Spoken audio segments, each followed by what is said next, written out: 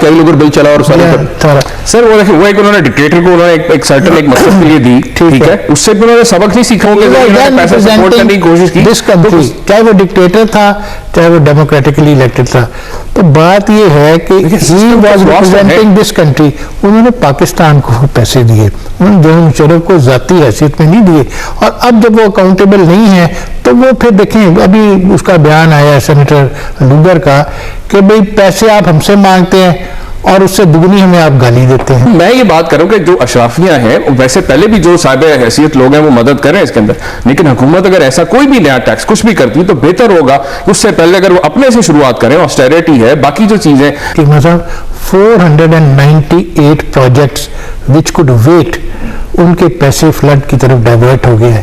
Punjab government نے سستی روٹی which had come under divert کیا, انہوں نے 10 ارب روپیہ ڈائیورٹ کیا. میں تو کہہ رہا ہوں کہ اس میں ایک سب کی ایک جو ہے کوآرڈینیٹڈ ایفرٹ کی ضرورت ہے. یہ چیلنج ہی بہت بڑا, ٹھیک ہے, میں تو پہلے سے کہہ رہا ہوں, لیکن اس میں ضرورت یہ کہ اپنی مثال پیش کرنی سب سے پہلے ضروری. یہ ہمارا صرف ہمارا اس میں ہمارا پوائنٹ یہی رہا ہے, حکومت نے اگر کوئی بھی نیا ٹیکس لگانا ہے پہلے یہ تھا کہ یہ جو کانسیپٹ ہے کہ ون ٹائم ٹیکس ہو, آپ اس کو اپوز کر رہے ہیں تو you should have some very good reasons to oppose that, بالکل, because it is going to go for a good cause.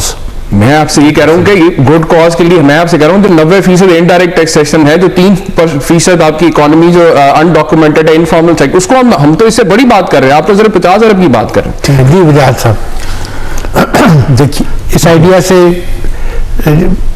Generally تو دے ہیو اگریڈ, لیکن میتھڈ جو ہے ریچنگ دی آبجیکٹو وہ ڈفرینٹ سب نے بتایا ہے. How do you see it? ایک تو یہ ٹیکس لگنا چاہیے, بالکل میں اس کے حق میں ہوں, اور جو فری لنچ کا اور فلاحی ریاست کا آج کی دنیا میں ہم نے یہ تصور پال رکھا ہے, یہ ورکیبل نہیں ہے, یہ ڈلیور نہیں کرتا.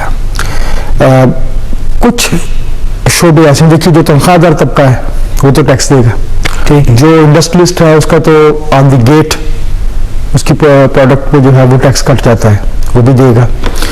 کچھ طبقے ہیں ہمارے ویسٹ دیتا ہے, ہاں بالکل دیتا ہے. وہ ایک پاس ہے نا ٹرک کا, وہ ایک پاس جو ہے وہ 50 ٹرک کے اوپر استعمال کرتا ہے. چلیے ایسا ہی صحیح, لیکن پھر بھی because of that low level corruption, fine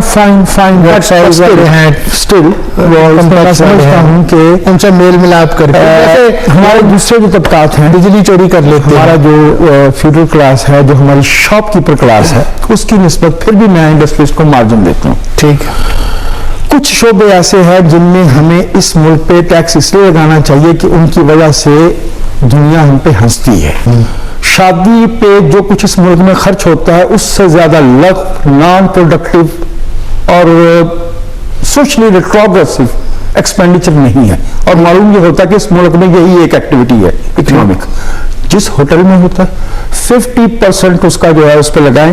اس کی وجہ یہ ہے کہ شادی ایک ایسا کام ہے جو ان کے یہ سڑکیں روکنے سے اور یہ لائٹنگ کرنے سے اور یہ کھانے والے کھانے کے بغیر بھی ہو سکتا ہے, تو اس پر لگانا چاہیے ٹیکس. جو ٹیکسیشن ہے یہ ایک ایتھیکل چیز ہے.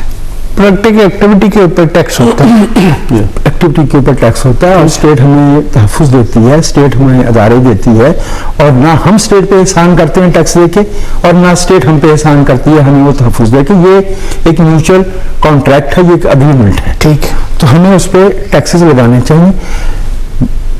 میرا یہ کہنا ہے کہ شاپ کیپر کلاس اور فیوڈل کلاس جو زمیندار کلاس ہے, اس کی یہ تاکہ ہم نے یہ جو چیزیں سینکڑوں برس سے جو ہمارے یہاں چلی آ رہی تھیں, جو کہ آج کی سوسائٹی میں ریڈنڈنٹ ہے, بالکل ٹھیک کہتے ہیں غیر ملکی لوگ کہ انہوں نے ہمارا ٹھیکہ نہیں لے رکھا, نہ ہم نے ان سے پوچھ کے آزادی لی تھی, ہم نے یہ آزادی اس لیے لی تھی کہ ہم اپنے ملک کو ترقی دیں گے. ٹھیک ہے, جہاں تک مختلف جو سیاسی جماعت ایگریکلچر پہ تو ٹیکس لگنے نہیں دیتے, اس لیے کہ اسمبلی میں بھری پڑی ہیں ان سے, اور ویسے وہ 4 لینڈ کروزر ان کے گھر میں کھڑی ہیں, اور ویسے وہ کہتے ہیں میں تو یہ بھی کہتا ہوں کہ ہر چوتھے 3 بچوں میں کئی ہزاروں ایکڑ جو بینامی کے اوپر, ہاں وہ ہیں.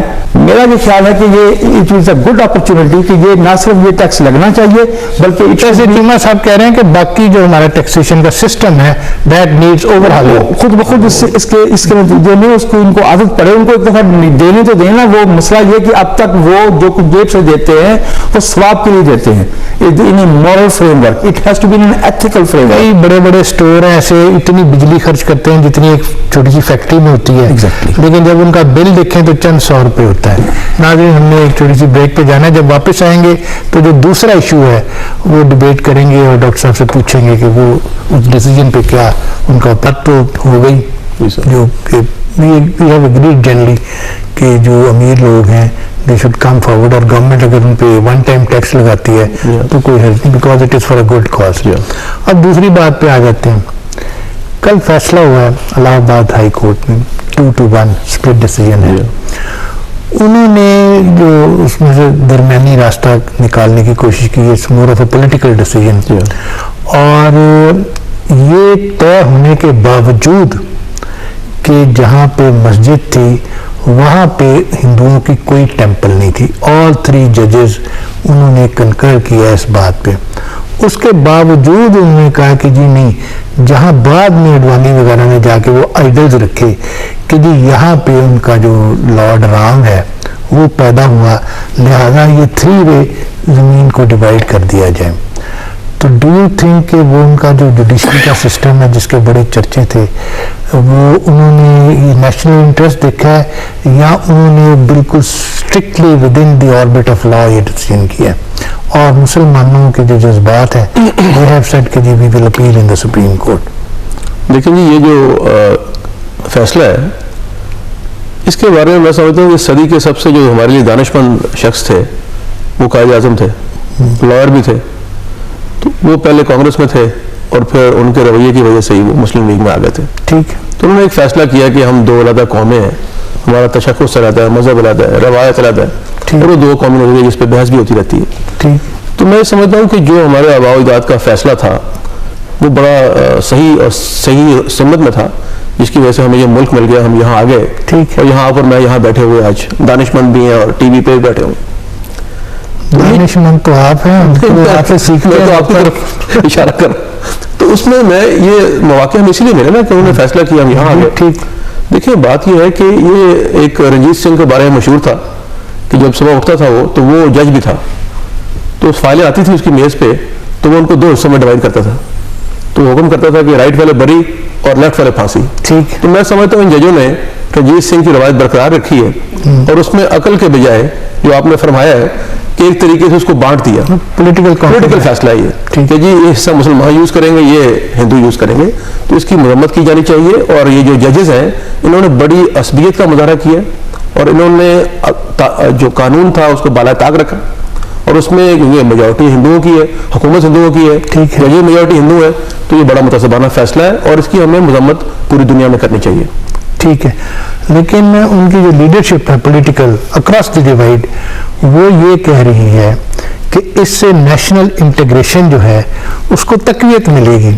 They have welcome this decision, اور اس میں آپ کی جو وہ ہے جماعت اسلامی ہند, انہوں نے بھی ویلکم کیا ہے, سوائے اس کے وہ جو سنی وقف بورڈ تھا جنہوں نے یہ اپیل کر رکھی تھی, انہوں نے یہ فیصلہ کیا ہے کہ وہ اس فیصلے کے خلاف سپریم کورٹ آف انڈیا میں جائیں گے.